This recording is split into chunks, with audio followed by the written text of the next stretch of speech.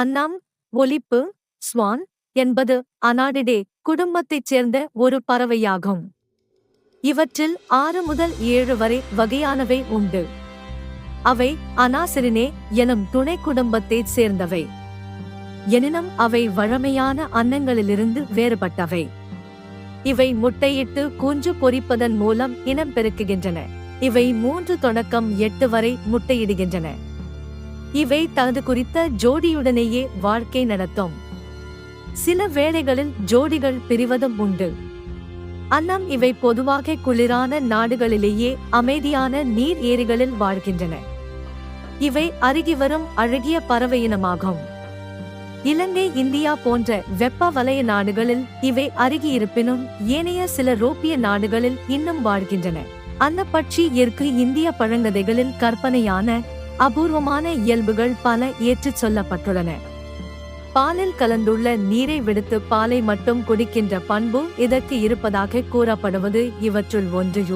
4 இது ஒரு மங்களகரமான குறியீடாக கொள்ளப்படுவதன் காரணமாக மரபுவழி அலங்காரங்களிலும் சிற்பம், ஓவியம் முதலிய கலைகளிலும் அன்னப்பட்சிக்கு முக்கிய இடம் உண்டு. இந்துக்களுக்கு மட்டுமன்றி பௌத்தர்களுக்கும் அன்னப்பட்சி மங்களமான ஒன்றாகும். இதனால் பௌத்த வழிபாட்டுத் தலங்களில் காணப்படும் அலங்காரங்களில் அன்னப்பட்சியின் உருவம் பரவலாக பயன்படுத்தப்பட்டுள்ளதை காணலாம்.